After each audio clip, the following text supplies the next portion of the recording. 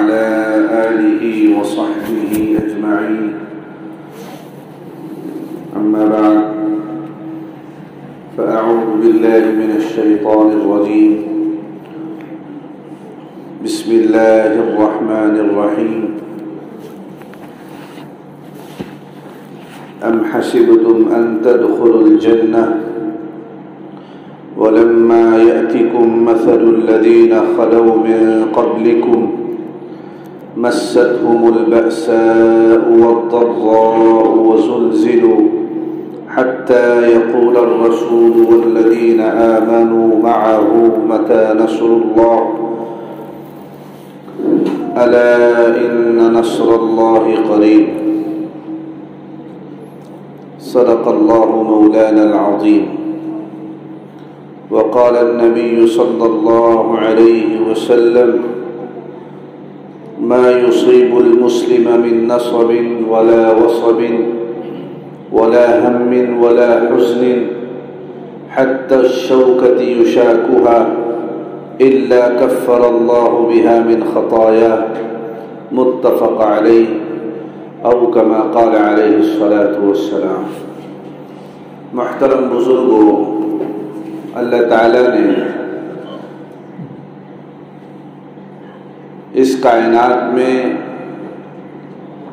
انسانوں کو اپنی عبادت اور اپنی بندگی کے لیے پیدا کیا ہے،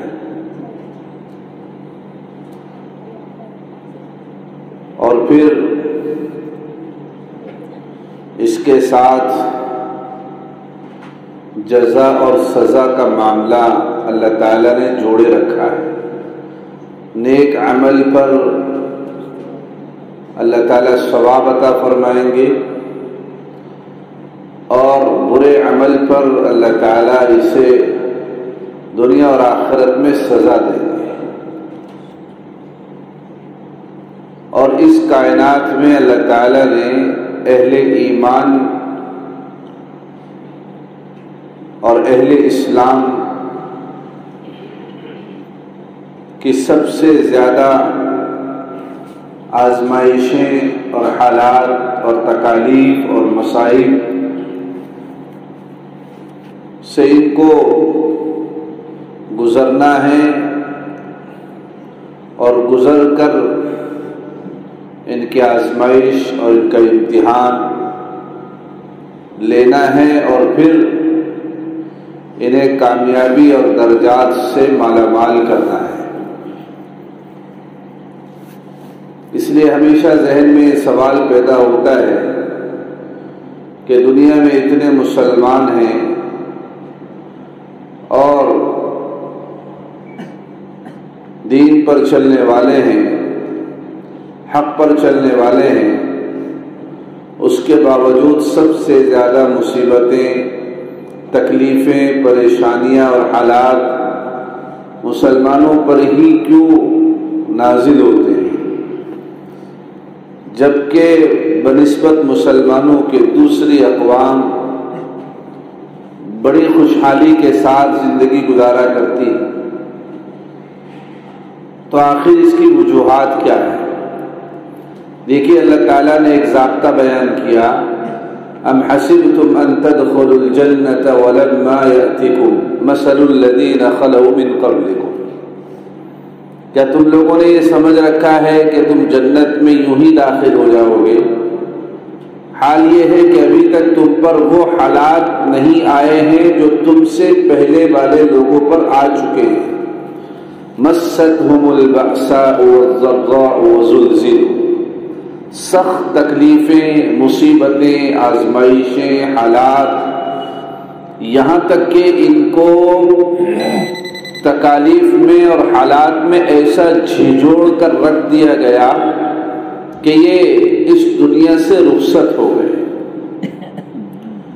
رسول اور ان کے ماننے والے مجبور ہو گئے اللہ کی طرف فریاد کرنے پر متی نصر اللہ.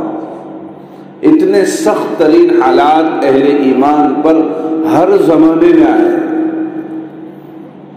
اس لیے اس آیت نے اہل ایمان کو متوجہ کیا ہے کہ یہ حالات اور پریشانیاں اور مصائب اور تکالیف جو آ رہی ہیں، تو اس میں ہمارے لیے عبرت کا مقام کیا ہے؟ یہ حالات ہمیں دستک دے رہے ہیں، یہ ہمارے لیے الارم ہے، یہ ہمیں متوجہ کرنے کے لیے آ رہے ہیں۔ پچھلی قوموں پر جو حالات اور مصیبتیں اور پریشانیاں تکالیف آتی تھیں، تو ان کا کیا اس موقع پر رول رہا کرتا تھا، اس موقع پر ان کی طرف سے کیا رد عمل ہوا کرتا تھا۔ قرآن نے بھی اس کو بیان کیا ہے، کئی ساری حدیثوں میں واقعات بیان کیے کہ اہل ایمان حالات کی وجہ سے گھبراتے نہیں ہیں، پریشانی اور تکالیف کی وجہ سے کم ہمت اور بے صبرے نہیں ہوتے، بلکہ وہ اپنے پہلے والے لوگوں سے عبرت حاصل کرتے ہیں، ان سے سبق لیتے ہیں۔ بڑے بڑے حالات سے اہل ایمان کو گزرنا پڑا، لیکن وہ استقامت کے پہاڑ بنے رہے۔ ان حالات کی وجہ سے انہوں نے دین نہیں چھوڑا، انہوں نے اللہ کے احکامات نہیں چھوڑے، انہوں نے اپنے وقت کے نبی کے طریقوں کو نہیں چھوڑا، شریعت اور سنت کا دامن مضبوطی سے تھامے رکھا، چاہے حالات کیسے بھی آئے۔ قرآن میں طالوت کا واقعہ بیان کیا کہ طالوت اور اہل ایمان بڑی کم تعداد میں تھے۔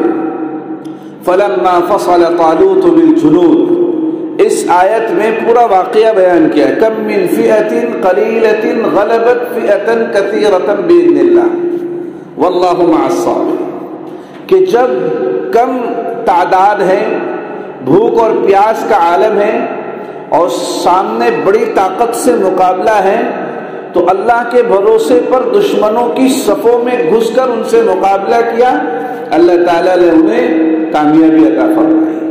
انہوں نے اللہ تعالیٰ سے دعا کی، ربنا افرغ علینا صبرا وثبت اقدامنا وانصرنا علی القوم الکافرین، اے اللہ ہمیں صبر عطا فرما، اے اللہ ہمیں ہمت عطا فرما، اے اللہ ہمیں شجاعت اور بہادری عطا فرما، دشمنوں کے مقابلے میں سینہ سپر ہو کر ان کا مقابلہ کرنے کی طاقت اور ہمت عطا فرما، ڈرے نہیں، میدان چھوڑ کر نہیں بھاگے، وثبت اقدامنا، ہمارے قدموں کو جمع دیجیے، ہمیں استقامت عطا فرمائیے، وانصرنا علی القوم الکافرین، ان کافروں کے مقابلے میں آپ ہماری مدد کے فیصلے فرما دیجیے۔ اصحاب اخدود سورہ بروج کے اندر پورا واقعہ بیان کیا ہے کہ عیسائیوں کو جب یہودیوں نے مار مار کر ان کو ہلاک کیا اور ایک بہت بڑی خندق کھودی، اور اس زمانے کے یہودیوں نے حضرت عیسیٰ علیہ السلام پر ایمان لانے والے لوگوں کو حالات کا نشانہ بنایا، ان پر ظلم کیا، تشدد برپا کیا، اور پورے خندق کے اندر ان کو ڈال دیا گیا اور آگ جلا کر ان کو جلا دیا گیا، لیکن کوئی ایک بھی ان میں سے ایسا نہیں تھا جو ان حالات کو دیکھ کر اپنے ایمان سے پھر گیا۔ سب کے سب آگ میں جل کر اپنے آپ کو اس دنیا سے ختم کرنا لوگوں نے گوارا کیا، لیکن ایمان چھوڑنا گوارا نہیں کیا۔ یہ مثال قرآن بیان کر رہا ہے۔ حضرت خباب بن ارت رضی اللہ عنہ نے نبی کریم علیہ السلام سے اپنے حالات کا تذکرہ کیا کہ اتنا ظلم ہو رہا ہے اور اتنا تشدد مسلمانوں پر ہو رہا ہے، اتنی مصیبتیں مسلمانوں پر نازل ہو رہی ہیں، اس کی وجہ کیا ہے؟ آپ علیہ السلام نے ان کے سامنے بیان کیا، ان کو ہمت دلانے کے لیے۔ تمہیں پتا ہے تم سے پہلے لوگوں کا کیا حال تھا؟ ایک ایک شخص کو بلا کر اس کو زمین میں دھسا دیا جاتا اور پھر آرا چلا کر اس کے 2 ٹکڑے کر دیے جاتے، لوہے کی کنگھیوں سے ان کے جسموں کو جو ہے چھلنی چھلنی کر دیا جاتا، گوشت کو ان کی ہڈیوں سے اور ان کے جسموں سے نوچ نوچ کر نکال لیا جاتا تھا، لیکن ان حالات کی وجہ سے کبھی بھی انہوں نے اپنے دین کو، اپنے ایمان کو اور اپنے اسلام کو چھوڑا نہیں، سب کچھ برداشت کر لیا، لیکن دین پر جمے رہے، مضبوطی کے ساتھ اس پر عمل پیرا رہے، شریعت اور سنت کے دامن کو تھامے رکھا، حالات سے خوف نہیں کھائے۔ مرد مومن کبھی بھی حالات سے گھبراتا نہیں ہے۔ باطل کے سامنے یہ مقابلہ تو کر لیتا ہے، لیکن باطل کے سامنے کبھی بھی ایک ایمان والا سر جھکا نہیں سکتا۔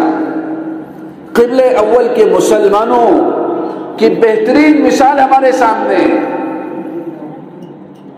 کس طریقے سے بچوں کو پکڑ پکڑ کر ان کو قید میں ڈال دیا جاتا ہے، ان کو ہراساں کیا جاتا ہے، ان پر ظلم کیا جاتا ہے۔ چھوٹے چھوٹے بچے آنکھ دکھا کر ان کے سامنے تکبیر، نعرے تکبیر کی صدا بلند کر کے ہوئے ان کی آنکھوں میں آنکھیں ڈال کر ان سے مقابلہ کرتے ہیں۔ انہیں پتہ ہے کہ ہمارا انجام عبرتناک ہوگا، ہمیں سخت سزائیں ملے گی، ہمیں جیلوں کے اندر ٹھوس کر مار دیا جائے گا، ہم پر ظلم کیا جائے گا، ہمیں تشدد کا نشانہ بنایا جائے گا، لیکن ان سب حالات کے باوجود وہ ان کی آنکھوں میں آنکھیں ڈال کر ان کا مقابلہ کرتے ہیں، پیچھے نہیں ہٹتے۔ تو حضور نے حضرت خباب ابن ارت کو فرمایا کہ ان حالات کی وجہ سے وہ اپنے ایمان پر، اپنے دین پر، اپنے اسلام پر ڈٹے رہے، کبھی بھی حالات کی وجہ سے پیچھے نہیں ہٹے، اپنے قدموں کو مضبوطی سے جما کے رکھا ہے۔ تو قرآن نے ضابطہ بیان کیا کہ جنت میں جانا ہے تو ان حالات سے گزرنا ہوگا، حالات سے گزرے بغیر جنت کا تصور یہ ایک احمقانہ ہے، بزدلانہ ہے۔ صحابہ کرام کی مثال ہمارے سامنے، کن کن حالات سے حضرات صحابہ کرام کو گزرنا پڑا، کیسے کیسے دوروں کو دیکھنا پڑا۔ آپ کو اندازہ ہوگا کہ عرب کی تپتی ہوئی ریت ہے، اور ان ریت پر پورے جسم سے کپڑے کو نکال کر ان کو تپتی ہوئی ریتوں پر لٹایا جاتا، ان کے سینوں پر بڑی بڑی چٹان رکھ دی جاتی، ان کے ہاتھ اور پیروں کو زنجیروں سے جکڑ دیا جاتا، ان کے گلوں میں پھندا لگا کر ان کو اس تپتی ہوئی ریت پر ان کو گھسیٹا جاتا اور ان کو لٹایا جاتا اور ان کو سخت سے سخت سزائیں دی جاتی۔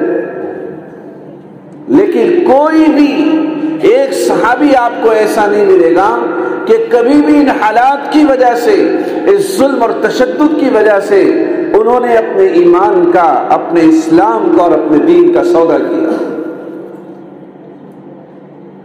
یہ صحابہ کی زندگیاں ہمارے لیے آئیڈیل اور نمونہ ہے۔ آج ہم پر تھوڑے سے حالات آتے ہیں، تھوڑی سی مصیبتیں آتی ہیں، کچھ پریشانیاں آ جاتی ہیں، یا کچھ زمینی یا آسمانی آفات اور بلائیں اترنے لگتی ہیں، یا پھر کچھ بیماری آ جاتی ہیں، ہم فوراً اللہ تبارک و تعالی سے بدگمان ہو جاتے ہیں۔ یاد کرو وہ موقع، غزوہ احزاب کا موقع ہے، ساری باطل طاقتیں ایک پلیٹ فارم پر جمع ہو چکی ہے، دشمن ایک ہی صف میں کھڑا ہو گیا ہے، ساری دنیا کا دشمن ایک صف میں، اور ایک طرف بہت کمزور، بہت کم تعداد میں مسلمانوں کی جماعت، اور مقابلہ ہو رہا ہے دنیا کی باطل طاقتوں سے۔ حالات کو اس سے جوڑتے جائیے، آپ کو سبق ملتا جائے گا، آپ کو عبرتیں ملتی جائے گی۔